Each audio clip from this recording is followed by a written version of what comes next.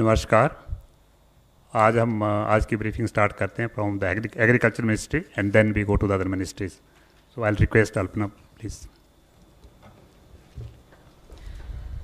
Good evening.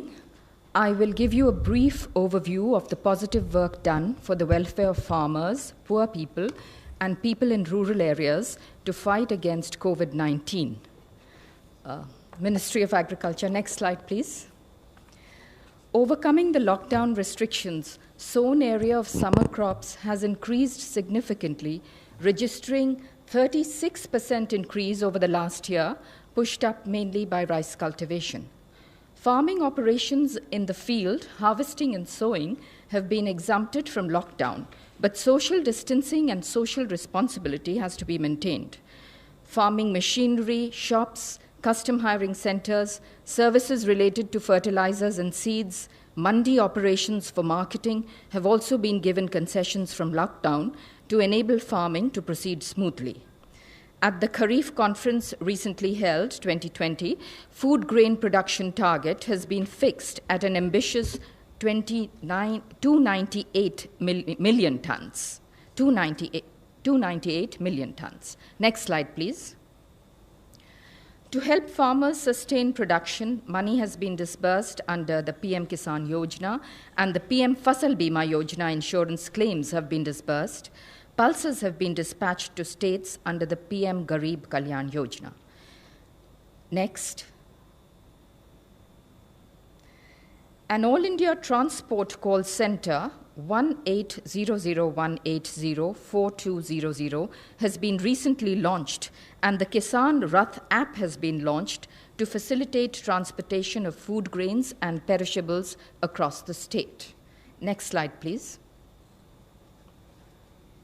Regarding Ministry of Consumer Affairs, Food and Public Distribution, I would like to inform you that face masks and sanitizers have been brought under the Essential Commodities Act. NGOs have been permitted to buy food grains directly from FCI for relief operations. FCI has moved double the average food grains across the country during the lockdown. Next, please.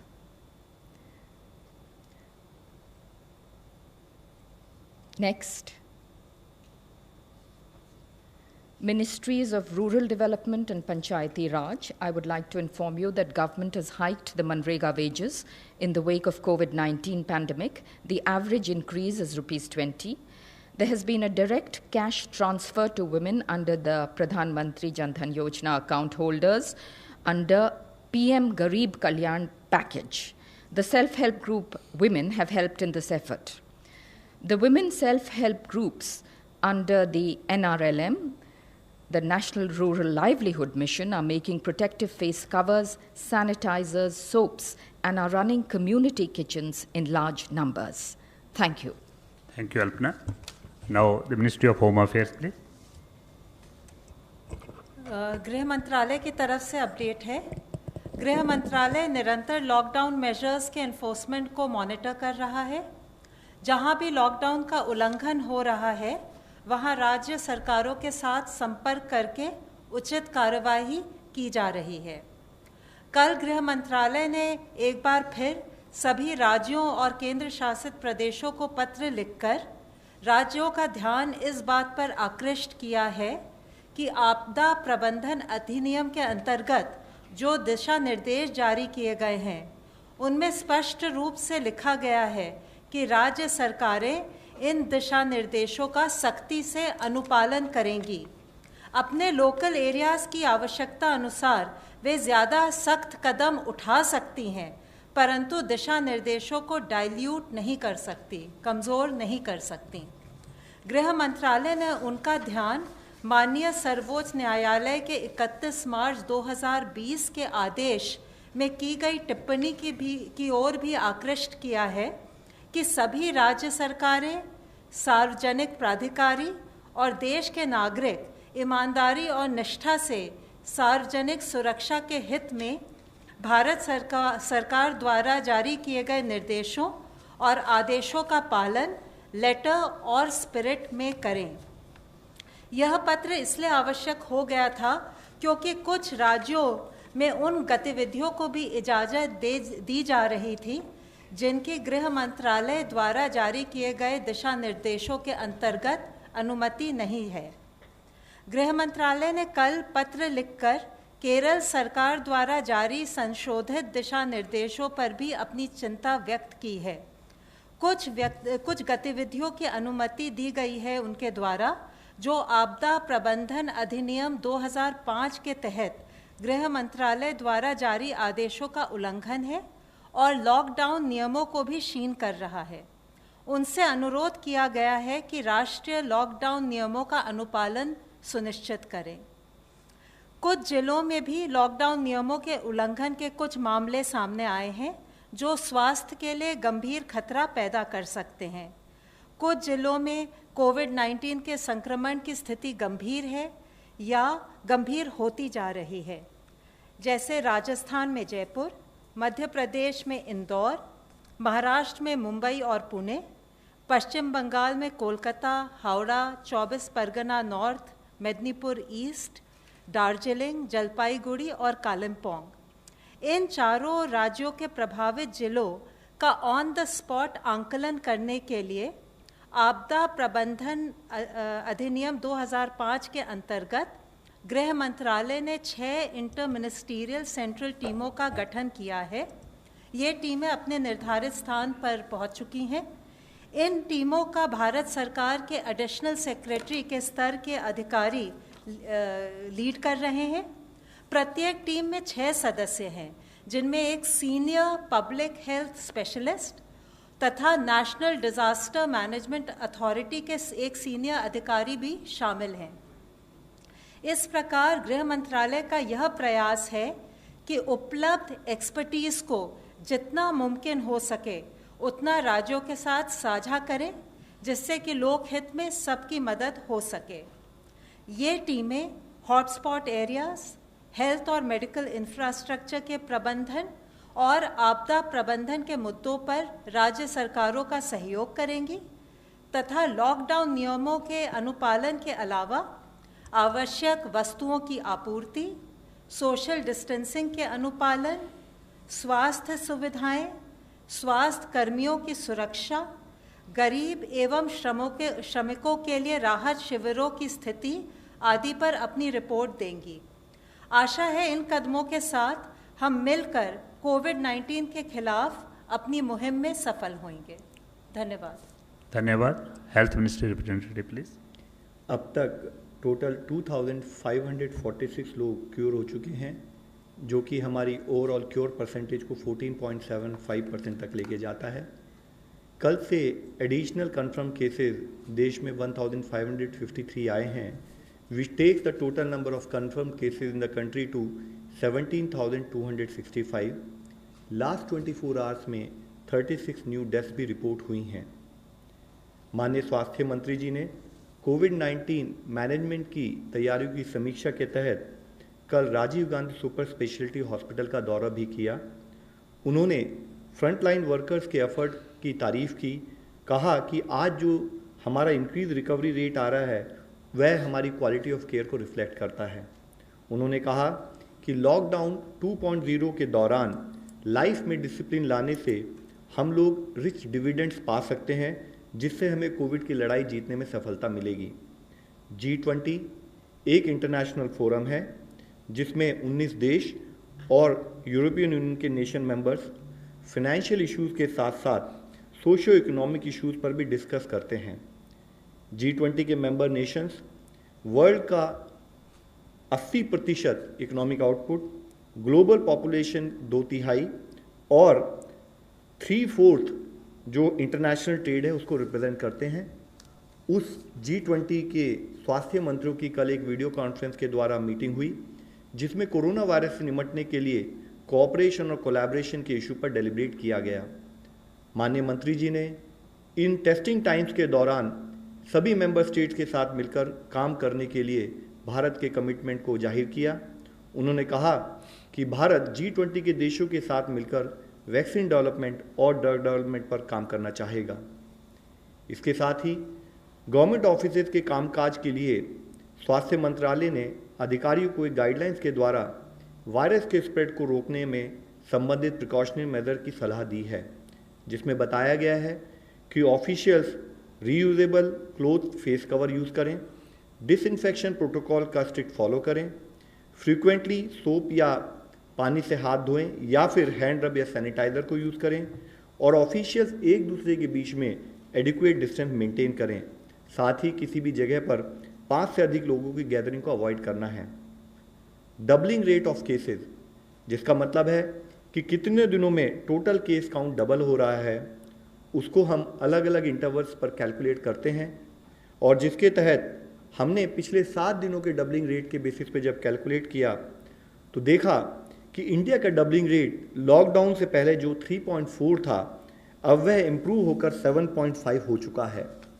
और इससे संबंधित और भी एक अच्छी news ये है कि अगर हम 19 अप्रैल तक का डेटा लें तो इस नेशनल एवरेज के तहत 18 स्टेट्स में नेशनल एवरेज से बेटर परफॉर्मेंस और बेटर इंप्रूवमेंट नोटिस किया गया है, जिसमें कि दिल्ली में डबलिंग रेट 8.5 डेज़ है, कर्नाटका में 9.2 डेज़ है, Telangana 9.4 days, Andhra Pradesh 10.6 days, Jammu Kashmir 11.5 days, Punjab 13.1 days, Chhattisgarh 13.3 days, Tamil Nadu 14 days और Bihar 16.4 days.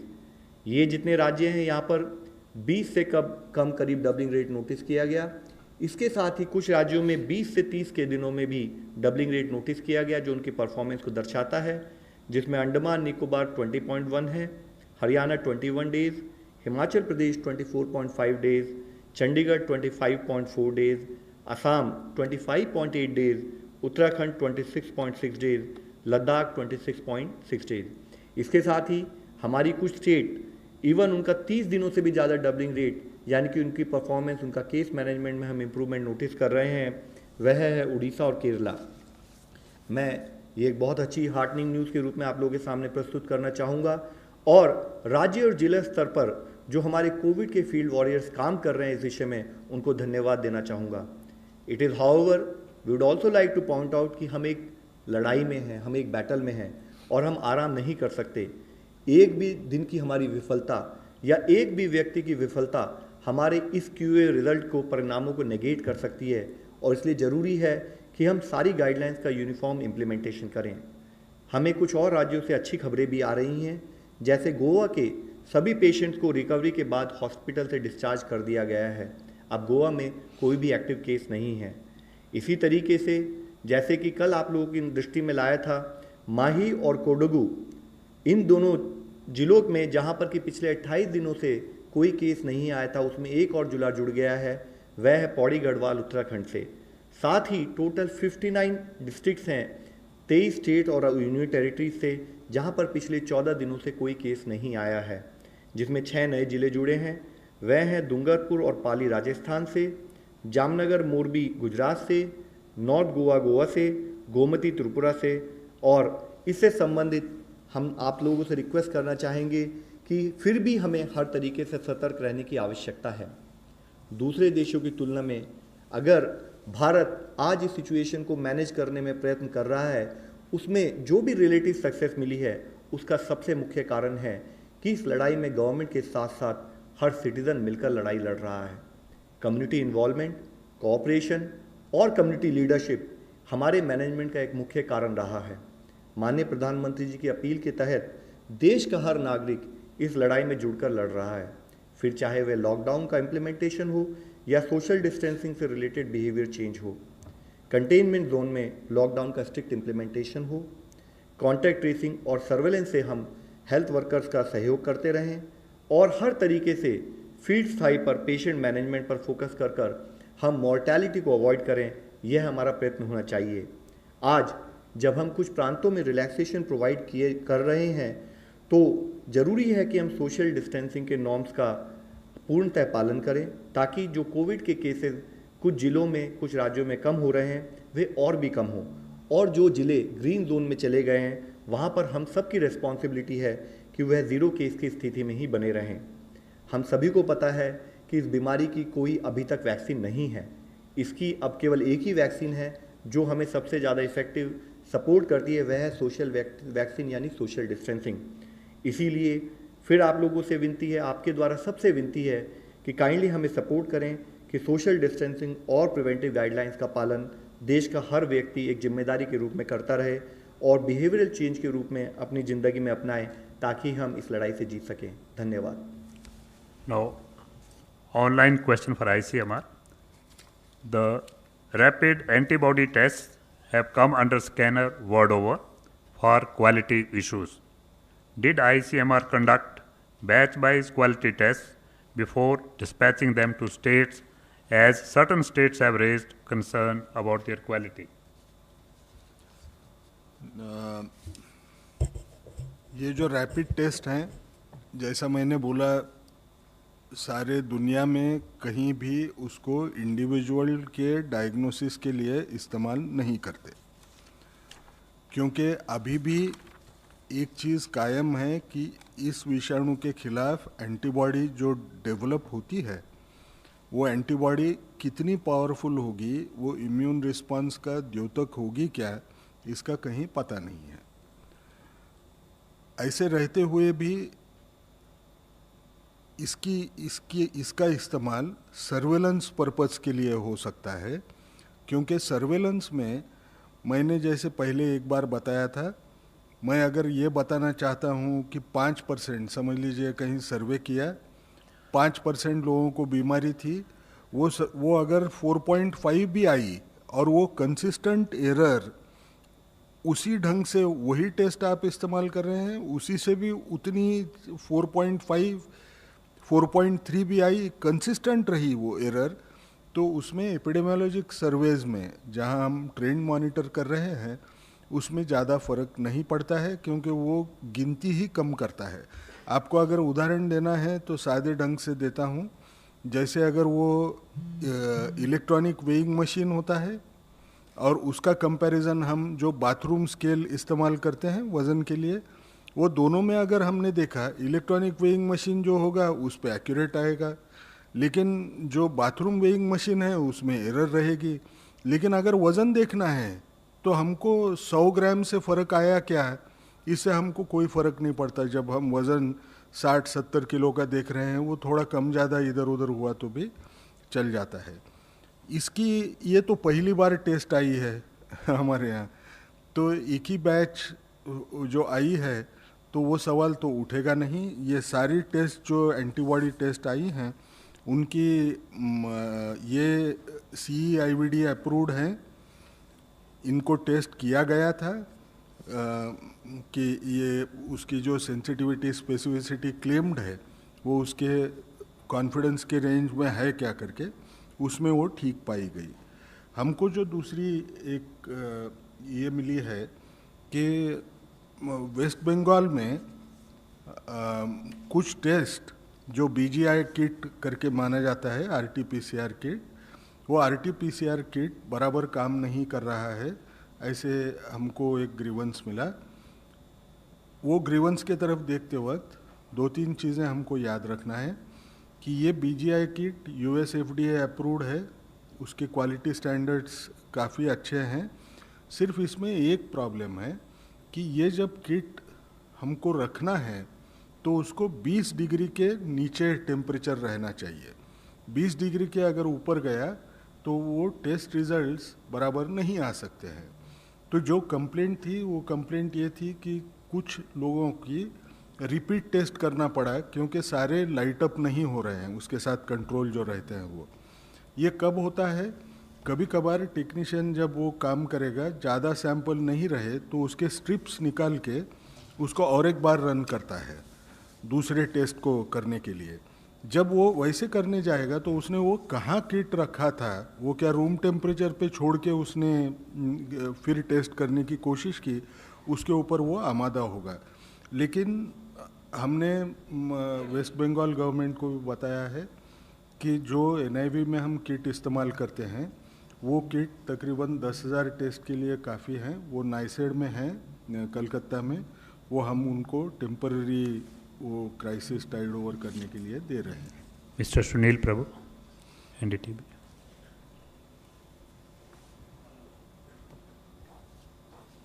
Hello.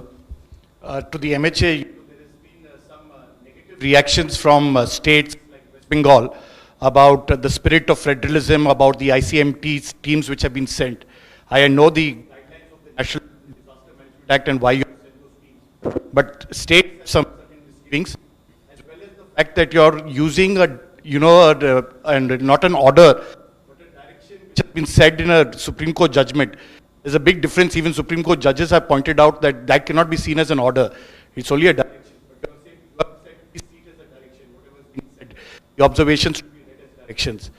And to ICMR, what is the issue about the fact that asymptomatic people are turning positive? How do you respond to that? Asymptomatic people turning positive यानी positive आदमी asymptomatic दिखा, ऐसे आपको कहना है ना? Asymptomatic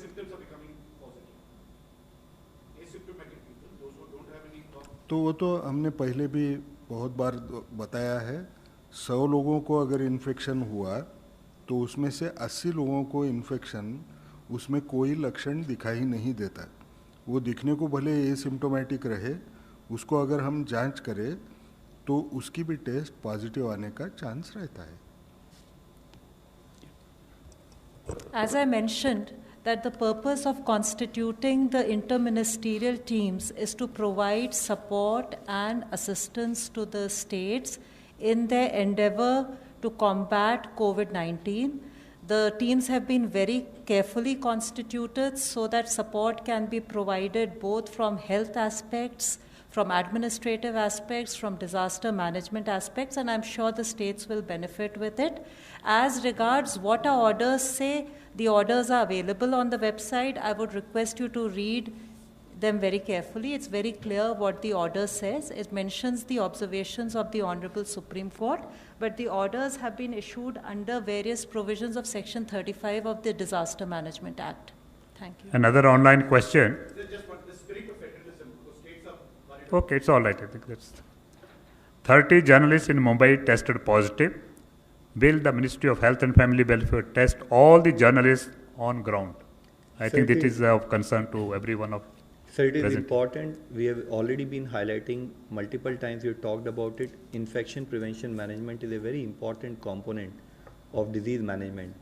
And what we are hearing about our journalists becoming positive is definitely very unfortunate news. We would request that kindly, when you are attending to your call of duty, follow the required precautions, follow the required social distancing norms, and also use face mask or face covers, and besides keeping the distance. And as far as the sampling is concerned, sampling criteria is very clear, and as per that sampling criteria, anyone who need to be tested will be sampled. Mr. Ashok Raj, ANI. Hi, sir. My question is, if someone tests positive or confirmatory RT-PCR test done, there were reports that this Chinese antibody test have been faulty in the past. In this a concern because of lot of cases have come positive that have no symptoms, and this Chinese antibody rapid testing kits have a track record of being faulty. ICMR. मैं नहीं बोलूँगा ना कुछ problem नहीं, हमने बार बार एक कहा है, एंटीबॉडी टेस्ट देरी से पॉजिटिव आती है, उसको पॉजिटिव आने को एक अंदाज बताया जाता है। एक ही स्टडी है, एक समझ के चलिए, एक ही स्टडी है जो बोलती है 15 दिन के बाद में वो टेस्ट पॉजिटिव आती है। पीसीआर ये पहली टेस्ट होती है जो सबसे यानी अच्छी टेस्ट करके मानी जाती है, जिसमें इंडिविजुअल को बीमारी है क्या नहीं ये तय किया जा सकता है। वो टेस्ट बहुत पहले पॉजिटिव आ जाती है। जब इंसान सिम्टोमेटिक रहे तो वो तो पक्का पॉजिटिव रहती है।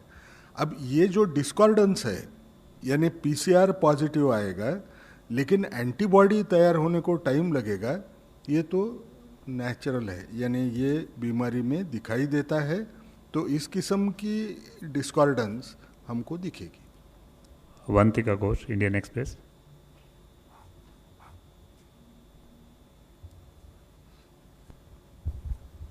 Sir, I have two questions. One is for the Health Ministry and one is for ICMR.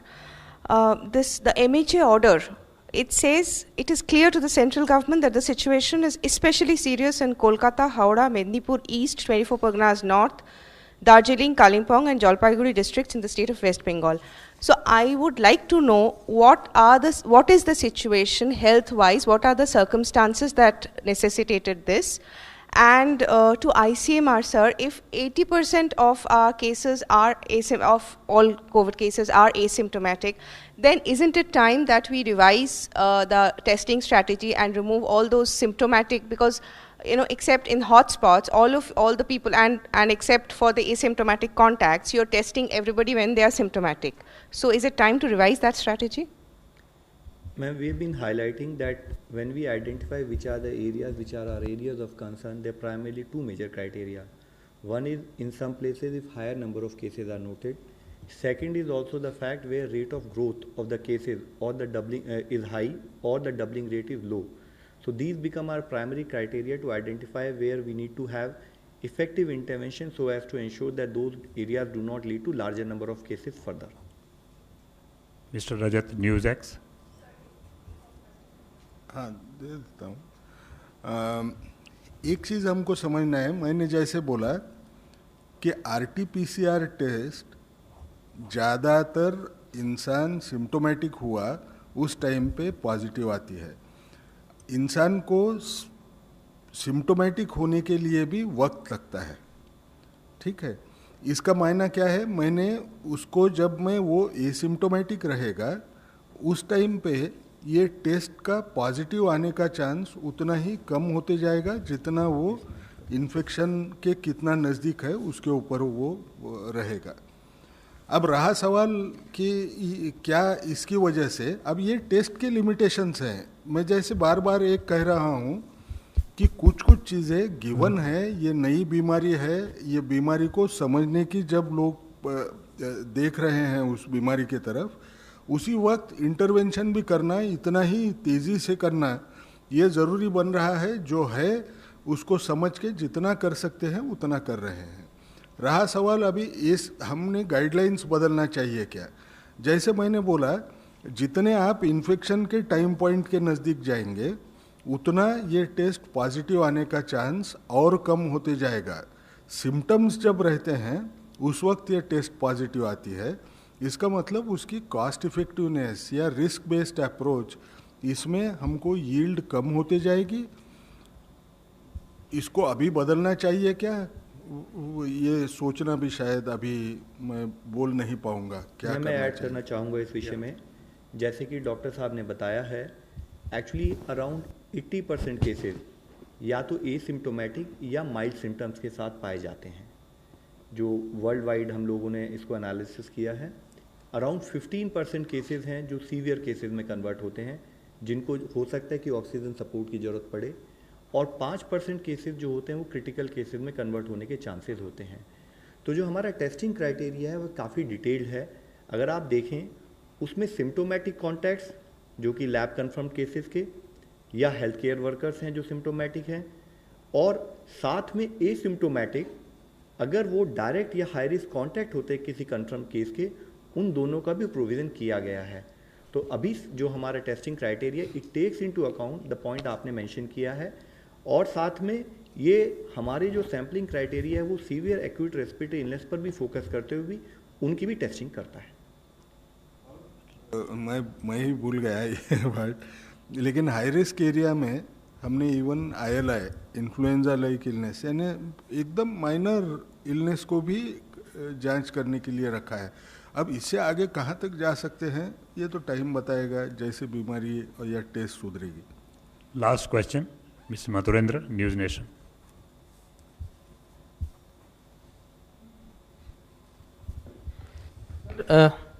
जो हेलो प्रदेश की हम बात करें तो यहाँ पर ये देखा जा रहा है कि लगातार केसेस बढ़ते जा रहे हैं।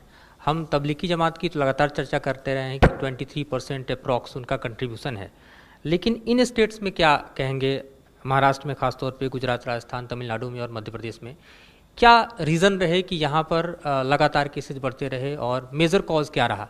दूसरा सवाल सर इसी में मैं जानना चाहूँगा कि चूँकि 80%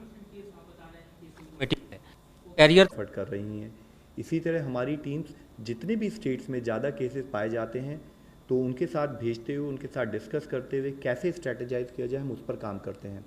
इससे पहले भी हम लोगों ने कई बार इस पर डिस्कस किया है कि अगर हमारे पास केसेस आते हैं तो हम उसको 2 पार्ट में डिवाइड करते हैं, या तो हम उसे क्लस्टर मानते हैं या मल्टीपल क्लस्टर यानी कि एक लार्ज आउटब्रेक के तहत ट्रीट करते हैं। और उन जो हमारे क्लस्टर या लार्ज आउटब्रेक के हिसाब से ट्रीट करते हैं, जो हमारा प्रोटोकॉल होता है वो स्टेट के साथ डिस्कस करके, फील्ड एडमिनिस्ट्रेशन के साथ डिस्कस करके उसको कंटेनमेंट के एफर्ट्स किए जाते हैं।